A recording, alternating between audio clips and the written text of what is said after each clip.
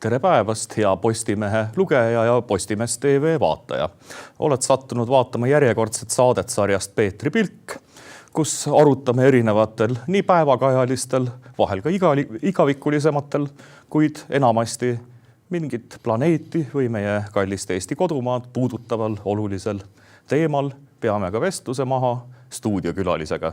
Tänaseks stuudiokülaliseks olen omale palunud doktor professor Vladimir Sasonovi, hea kolleegi Tartu Ülikoolist Orientalistika Keskusest ja oled ka Kaitseväe ühendatud õppeasutuste, nüüdse nimega Kaitseväe Akadeemia, pikaajaline Vene propaganda uurija, juhtivteadur ja tegelenud oma karjääri jooksul nii vana Lähis-Ida uuringutega kui ka paljastad Vene kurjamite propaganda kavalaid võtteid ja võitled Kremli trollidega kaasajas. Tere tulemast! Tere! Kuigi selle nädala ja võib-olla isegi mitme nädala üheks põhiliseks uudiseks Eestis kujuneb tõenäoliselt politseijuhtide lõplik õigeks mõistmine Riigikohtus, ei käsitleme härra Sasonoviga täna mitte Eesti sisepoliitika teemat, vaid oleme otsustanud vaatluse alla võtta laias maailmas toimuva ja eriti Iraani teema, kuid põgusalt peatuda ka Venezuela teemal. Ehk hakata natukene arutama selle üle, et mis siis maailmas õigupoolest toimub, kas diktaatorid on kukkumas ja natukene mõtisklema ka selle üle, et milline on Eestis edastatav narratiiv ja meediakajastus. Et esimese küsimusena küsikski sult, et mis sa arvad, kas Ajatollah Khamenei on kukkumas Iraanis või mitte? Ja, see on hea keeruline küsimus, sellele on niimoodi raske vastata. Igal juhul vaadates, mis Iraanis toimub, siis võib öelda, et Ajatollah troon, selle islamofašistliku diktaatori troon on vankuma löönud. Režiimil on tõesti praegu rasked ajad. Kõige suuremad protestid alates 2022, nagu me teame, pärast seda, kui see tütarlaps Mahsa Amini, keda siis moraalipolitsei peatus, et ta ei kandnud peakatet ja siis vestlesid temaga niimoodi juttu märkides, et peksti surnuks ja tütarlaps suri ära. Noor naine lihtsalt. Ja siis 21 aastat vana, 22, siis tulid naised tänavatele ja siis nõudsid õigusi ja siis režiim hiljem 2024-2025 tegi järeleandmisi ala seal, et võid ilma peakateta käia, võid avalikus kohas Teheranis pargis lausa alkoholi juua ja nii edasi, aga sellest ei piisa. Nüüd see on nagu protestid, mis praegu käivad, nad on teise iseloomuga, nad on juba otseselt režiimi vastased, nad nõuavad diktaator maha, šah tulgu tagasi, et selles mõttes see on hoopis teine ja vaatame, kuidas see asi areneb. Ongi väga raske on öelda, mis saama hakkab, et mäletad, kui me kirjutasime 2011-12 koos artikli Diplomaatiasse, kus ennustasime ette, et tõenäoliselt sellest kaosest, mis oli Araabia kevade tulemusena tekkinud, saab võimule mingi väga õudne ja väga kole islamistlik terroristlik liikumine ja nii läkski. Aga et kui me praegu teeks ennustuse, me oleme head kolleegid pikka aega koos arutlenud selliste Lähis-Ida kaasaja poliitiliste probleemide üle, et tõesti, ma ei tea, ma arvan, et ta kukub. Aga pikka pidu, ma arvan, neil ei ole. Pikka pidu ei ole, aga eks näis, mis on toimumas. Aga Iraani teema on Iraani diktaatori teema ja tema kukutamine, Putini ühe peamise liitlase ja ka Hiina diktaatori Xi ühe peamise liitlase Iraani diktatuuri kukutamine on lahutamatult seotud sellega, mis toimus Venezuelas. Nimelt Maduro, ütleme siis kinni nabimise operatsiooniga, selle pika blokaadiga, mida USA oli läbi viinud juba alates, ütleme, oktoobrist, tõenäoliselt juba varasemalt. Koos selle operatsiooni läbiviimisega läks ka retoorika USA poolt Venemaa vastu jällegi natukene pehmemaks, mis meenutab seda sama, mis eelnes Iraani ründamisel, mis on selline huvitav paralleel, et tõenäoliselt ameeriklased üritasid venelaste tähelepanu natukene hajutada ja võib-olla vältisid sellega mingite Vene kahtlaste tuumarakettidega allveelaevade liigse tiirutamise piirkonnas, kus nad ise operatsiooni planeerisid, aga kes ka seda teab. Aga võtamegi oma tänase esimese uudise, milleks on ERR-ist Leedu välisministri Kestutis Budrise väga sisukas ja hea kommentaar. ERR-i välisuudiste ajakirjanik Karl Kivila andis sellest ilusa ja lühida kokkuvõtte, kus Leedu välisminister ühemõtteliselt seletabki ka nüüd eesti keeles meie rahvale, et toimus tegelikult otseses mõttes Putinile ärategemine. Selline ühe maailma kõige verisema terroristliku diktaatori mahavõtmine, see ei ole mitte nina-nips, vaid see on täielik selline katastroof Kremli ideoloogiale, loomulikult ka kõikidele Iraani, Hiina, Vene, selle BRICS-i liikumise potentsiaalsetele kaubateedele, potentsiaalsetele sõjavägede liikumisele. See on ka see Primakovi doktriin, mida siis Putini režiim väga üritab jälgida, Vene välisminister ja pärast Vene peaminister, et maailm peab olema multipolaarne ja tegelikult on loodud selline kurjuse telg või diktaatorite ja autoritaarsete režiimide koosmäng ja siis me teame Maduro puhul, kes oli Putini režiimi kiitnud ka heaks kiitnud üks vähesed, kes heaks kiitis Ladina-Ameerikas otseses mõttes Putini Venemaa poolt alustatud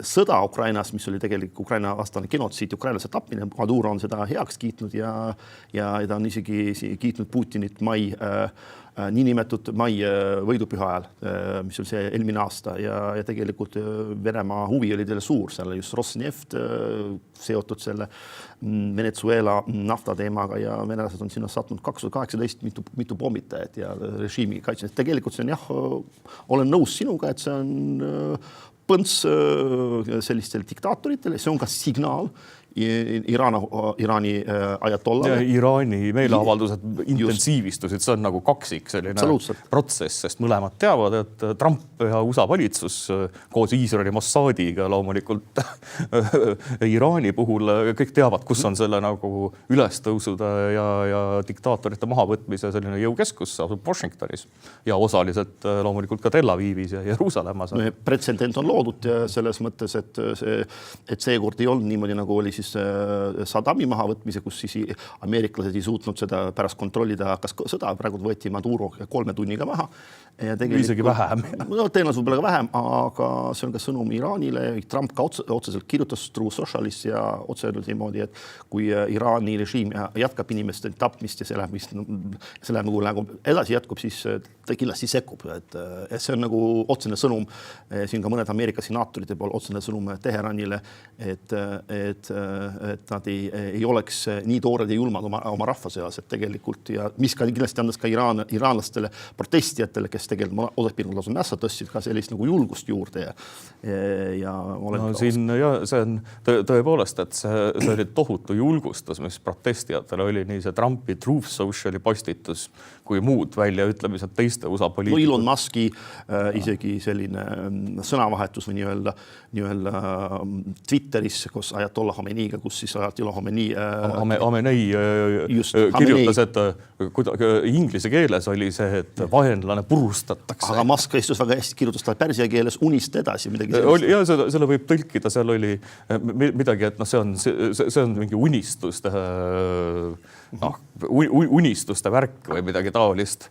Unista edasi on vist parim tõlge või võid unistada. Või jätkata unistamist midagi sellist. Ja naljakas ongi, et esiteks Trumpist on saanud Iraanis siis selline rahvakangelane tema nimel ja tema nagu ta oleks nagu Iraani revolutsiooni rahvakangelane ja nüüd sai ka Muskist. Vähemalt nii palju, kui on osadest videodest näha. Et see unista edasi surm diktaatorile. Just, aga huvitav on see, et just Ameerikas elav viimase šahhi poeg, Reza Pahlavi, see on see kroonprints, troonipärija, tema ka ju iraanlasi toetab ja kutsub üles 9., 10., 11. teha mingi suuremat. Ja tegelikult me vaatasime, et Iraani opositsioon minu hinnang oli väga fragmenteeritud ja tegelikult on seal demokraatlikud jõud, on liberaalsed, on vasakpool, on monarhistid, aga kuidagi see monarhistlik loosung Pahlavi tagasi, šahtulo tagasi hakkas võtma sellist jõudu juurde ja tundub niimoodi, et kuidagi ühendab nagu iraanlasi ja iraanlaste nagu selline võib-olla selline idealistlik ettekujutus, et šahhialal elu oli parem. Šahhialal kindlasti oli elu parem kui praeguse diktaatori, kuigi šah oli ka muidugi selles mõttes despoot, absoluutne monarh, aga see ei ole päris absoluutne ei ütleks, ta oli ikkagi ütleme edumeelne, mitte progressivist, aga just, edumeelne võib ka nii inimene. öelda, et selles mõttes tegemist ametlikult oli olemas ka parlament, aga siiski see ei olnud päris ka selline konstitutsionaalne monarhia, see oli midagi vahepealset. Aga kindlasti see ei ole võrreldav selle, mis need islamistid kehtestasid 79. aastal totaalse terrorisüsteemi ja tegelikult me näeme seda, et aga vaatame, kuidas Iraanist hakkama saab. Et see Reza Pahlavi siis teise ehk kukutatud Sahi poja puhul on tähelepanuväärne muidugi see, et Kairos aastal 1980, see vist oli 31. oktoober, ta tegelikult vannutati sisse isegi uueks šahiks, et ta kutsutakse küll kroonprintsiks, aga ta võib seda tiitlit nagu kasutada, aga ta on ise öelnud, et ta ei pretendeeri troonile ja ta isegi võib-olla ei soovi mingit poliitilist rolli, aga ta soovib ühendada ja aidata Iraani rahval see nagu võitlus verise maailma ajaloo kõige hullema diktatuuriga võita, et see on tegelikult hästi kasulik olnud, et ma saan aru, miks ameeriklased just Reza Pahlavi on esimesena ehk siis legitiimse šahi riigipea, et miks ameeriklased on otsustanud tema panna selliseks rahvarevolutsiooni põhinäoks, on see, et tal tundub olevat kõige mõõdukam ja kõige haaravam sõnum. Näiteks ise olen Juku-Kalle Raidi eestvedamisel toimunud Iraani eksiilvalitsuse konverentsil Pariisis suvel 2024 käinud, kus oli see, ütleme siis Pariisis asuva Iraani eksiilvalitsuse nende presidendi residentsid ja asjad asuvad seal, et see on ka võimas liikumine, kindlasti pooldab demokraatiat ja vabanemist diktatuurist, aga neil ei ole nii kuulsat sellist ühtset juhti, kuigi president ja valitsus on olemas, aga et Reza Pahlavi tundub, et ta läks rahvale kõige rohkem hinge. Aga võtamegi nüüd oma järgmise uudise, et näha, kuidas Eesti meedia kajastas suuresti, ma lugesin umbes 450 erinevat sarnast seisukohavõttu, kuidas näiteks Maduro võimult kõimaldamine. Yana Toom ütleb, et rahvusvahelise õiguse rikkumine on Eestile ohtlik, eks. Siis võtame järgmise. Urmas Paet. Järgmise uudise, siis, mis meil ilmus Postimehes, et USA tegevus Venezuelas annab Venemaale ohtliku ettekäände.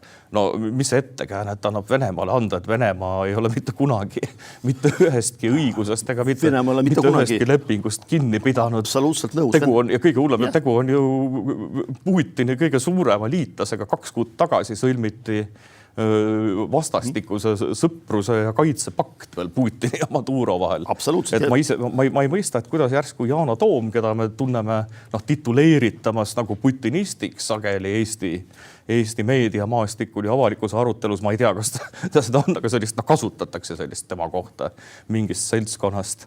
Ja siis Urmas Paet on jälle tuntud rohkem kui sellise progressivistliku läänemeelsena, et ma jällegi ei tea, kas ta on seda, ma lihtsalt mainin, kuidas avalikkus on võtnud neid või lasknud kujutada, et üks on nagu hirmus venemeelne, teine on hirmus läänemeelne.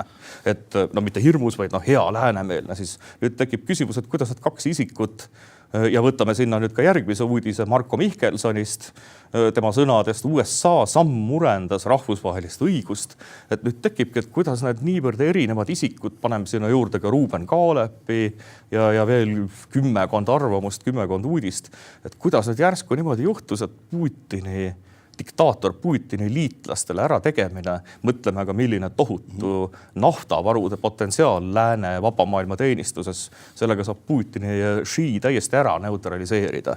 Ütleme nii kaubateede kui nafta ja energiapoliitika raames, et oskad sa öelda, et kuidas selline asi sai juhtuda, et järsku Putini vastu tegutsemine on saanud Putini meie narratiivis, meile levitatavas narratiivis hoopis Putinile kasulikuks tegevuseks?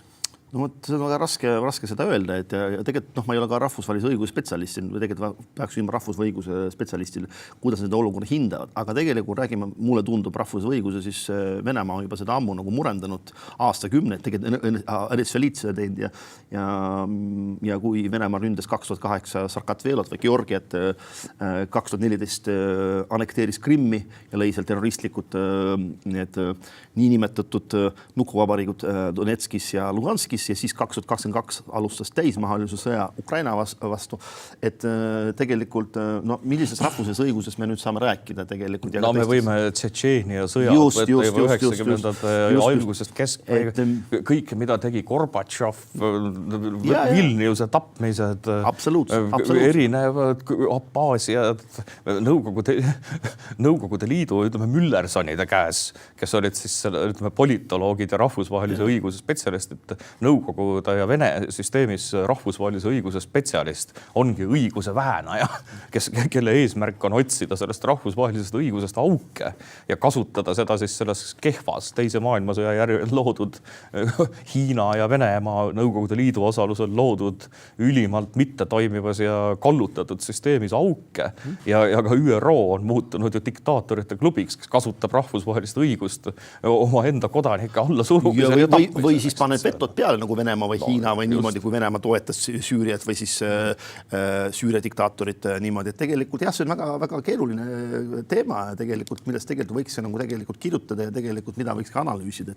Kui me vaatame, et no tegelikult minu hinnangul Maduro äravõtmine selles mõttes oli see tegu, ma ei hakka rahvusõigusest kommenteerima, seda teemat ma ei valda, aga kui nii vaadata, et nad olid nagu tihedad koostööpartnerid ja tegelikult me teame, et ka Maduro kiitis Putinit ja nad tegid siin koostööd ja tegelikult see on veel seotud veel ühe kolmanda. No nad olid põhimõtteliselt nagu armukesed. No ja selles mõttes poliitilises mõttes, aga mis on see ka tegelikult, see on ka hoop Kuubale, kes tegelikult on ka viljelenud. Ja Kuuba on tõenäoliselt kukub peatselt. Sest et tegelikult nüüd on see Kuubal on suur probleem naftaga ja Kuuba ja tegelikult Maduro oli üks Chavezeni lemmikud, aga ta oli ka Castrote, vendade Castrote. Ta oli selles mõttes nagu teatud määral nende protégee tegelikult ja nüüd on ka see nagu see... Ilma Venezuela naftata Kuuba kukub kokku. No järjekordne Putini ja Hiina liitlane on ja Venemaa pikaajaline Nõukogude Liidu ja Venemaa liit, et tegelikult selles mõttes, et see on kõik seotud ka Iraaniga. Vaata, mis Iraanis juhtub, kui tõesti suudetakse Iraanis see režiim kõigutada ja see tehakse Ameerika ja Iisraeli abiga, siis on tegelikult see kurjuse telje nii-öelda riikide see nagu selline... Kurjuse teljest oleks nagu, ma ei tea, osa nagu mingi pool lihtsalt ära lõigatud ja siis nii Putin... No võib-olla mitte pool, aga mingi osa nagu selles mõttes kaob nagu selles mõttes ära, et tegelikult et selles mõttes, et otseses mõttes see Maduro vahistamine ära viime. Ma saan aru, et siin mõnedel tekib see nagu küsimus, et kas see oli nagu, kuna ta oli president, teda viidi ära, kas ta oli legitiimne president. See on ka teine küsimus, ka Euroopa Liidus siin küsiti ja arutati, sest tegelikult me ei teame, et tegemist on inimesena, kes oma neid valimisi võltsis. See on põhimõtteliselt tõestatud. Ja see on tõestatud, aga ei ole legitiimne. Et selles mõttes, jah, selles mõttes ongi, et kui me räägime sellest, et tegemist ei ole legitiimse valitsejaga, siis ja kes ise ju vabatahtlikul ei läinud, tegemist diktaatoriga ja tegelikult... No diktaator on diktaator, eks. Rahvusvaheline õigus ei välista diktaatoreid, aga antud juhul USA saab kasutada tegelikult seda argumenti, mis on tõestatav Maduro väga konkreetselt ikkagi konspireeris ja plaanis USA vastu ka sõjalist, mitte narkoteema on teada, eks Maduro ja ka tema naine olid põhimõtteliselt narkokartelli valitsejad, kui nii võtta. Aga siiski rahvusvahelise terrorismiga koostöös USA vastu konspireerimine ja potentsiaalsete rünnakute planeerimine, USA leiab sealt ka rahvusvahelise õiguse mõttes enesekaitse punkti, eriti veel selles osas, et ei mindud mitte teist riiki nagu üle võtma, millise rumaluse tegi Bush, eks. Rikkudes tõepoolest igasugu õigusnorme aastal 2003, et seda välditi ja no ilmselge, et seal on praegune Venezuela valitsus tõenäoliselt lihtsalt läheb USA-ga koostööle, nad võib-olla ajavad mingit udu, aga ma arvan, see olukord saadakse seal varem või hiljem mingil moel nagu lääne ja vaba maailma kontrolli alla, aga tahtsin ühe asja veel juhtida tähelepanu. Nimelt Eesti on kogu aeg rääkinud sellest, et me peame hõivama siis Vene varad, külmutatud varad, mille pakistaja on praegu Belgia mõnes mõttes arusaadavatel põhjustel, eks nad kardavad tulevasi võimalikke juriidilisi probleeme just nimelt rahvusvahelise õiguse rikkumise pärast, sest nimelt see Vene varade nõndanimetatud konfiskeerimine tegelikult ka nende intresside pealt, mida siis Euroopa kasutab Ukrainale andmiseks ja veel selle 300 miljardi konfiskeerimine, see tegelikult on ränk igasuguse õiguse, rahvusvahelise õiguse rikkumine ja nüüd mul ongi küsimus, et Eesti mina pooldan seda igal juhul, sellepärast, et õigus saab toimida siis, kui on õiglus. Ja me ei tohi formaalsetel, mitte midagi tähendavatel lausetel lubada tappa inimesi, diktaatoritel mõrvata, vägistada ja põletada inimesi, eks. Et õigus on see, mis on seotud ka õiglusega. Õigust, mis ei ole õigluse ja headuse ja moraaliga seotud, ei ole olemas. See ei ole enam kehtiv õigus.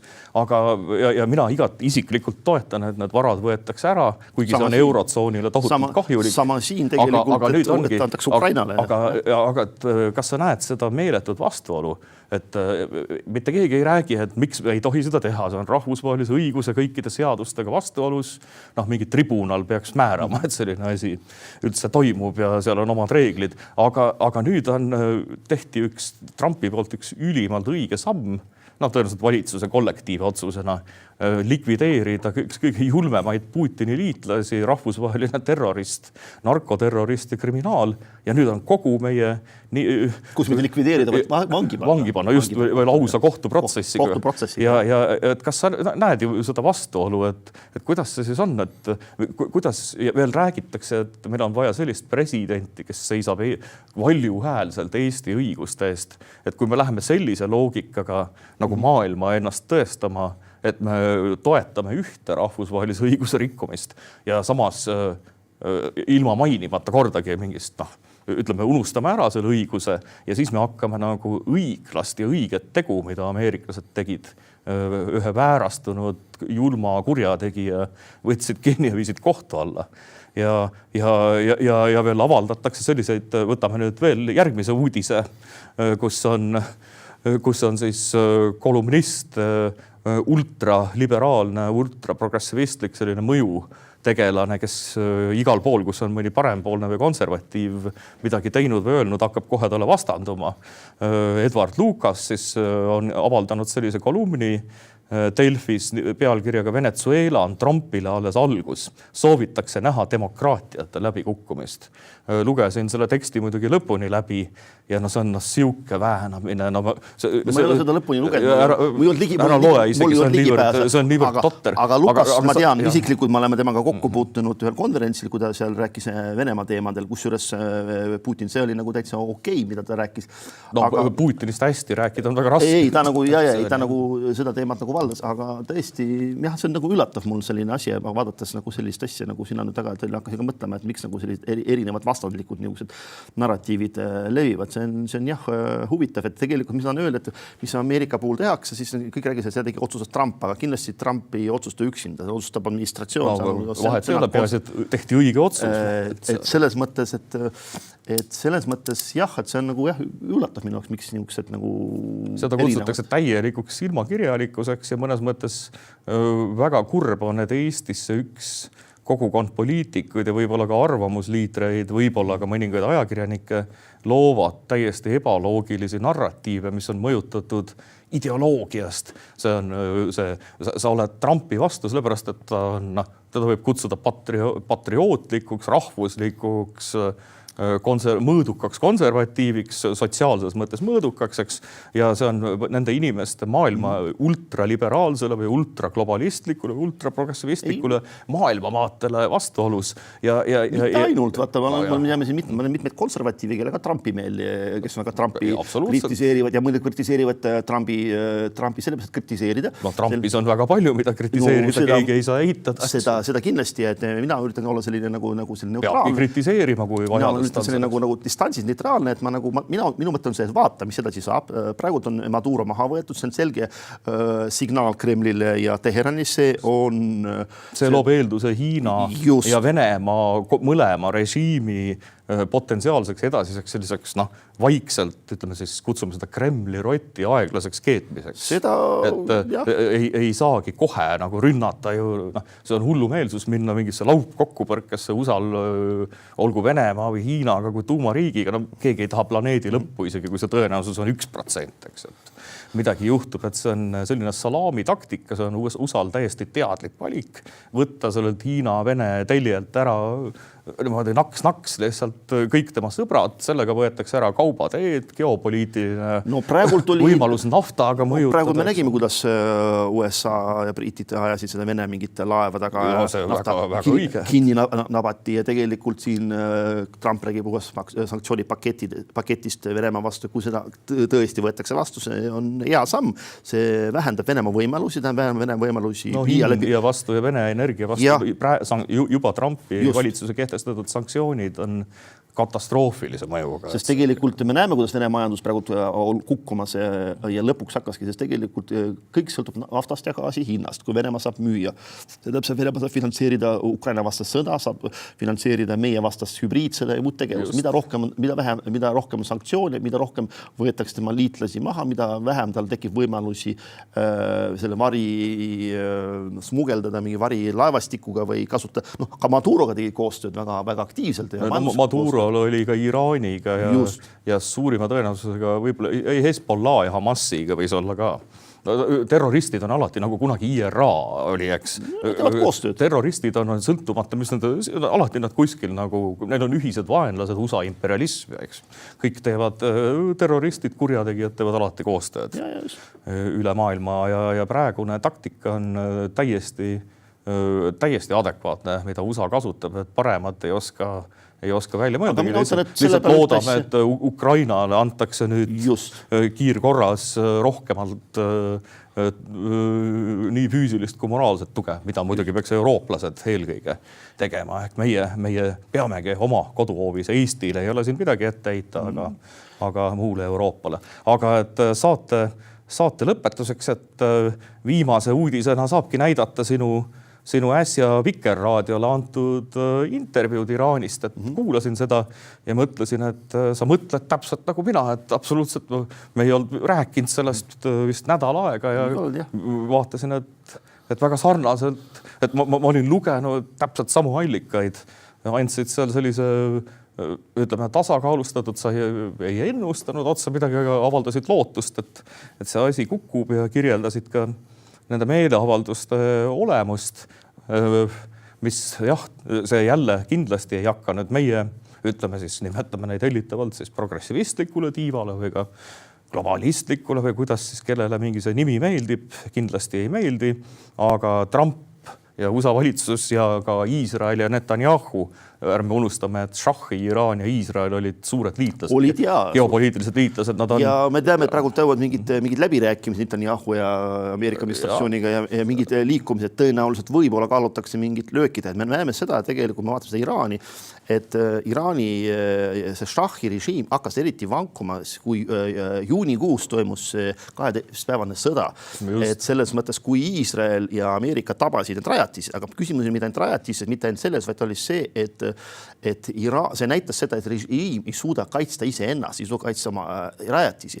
Ja kui nüüd rahvas hakkas Vene õhutõrje tehti sama nagu juhtus Karacases, mitte mingit kasu ei olnud. Nagu ameeriklased ütlesid, tegid irooniliselt, kus see S-300 oli. 400 oli vist isegi Teheranis väidetud. Ja ma räägin ka Venezuela puhul. Ja teiseks me näeme seda, et praegu neil ei ole normaalset õhutõrjet. Praegu on see rahval on see 8 aastaga tänu Donald Trumpi pandud sanktsioonidele 8 aastat tagasi hakkasid, majandus on nii kehvas seisus, inflatsioon on nii suur, aina üks mingi 40% oli vist detsembris.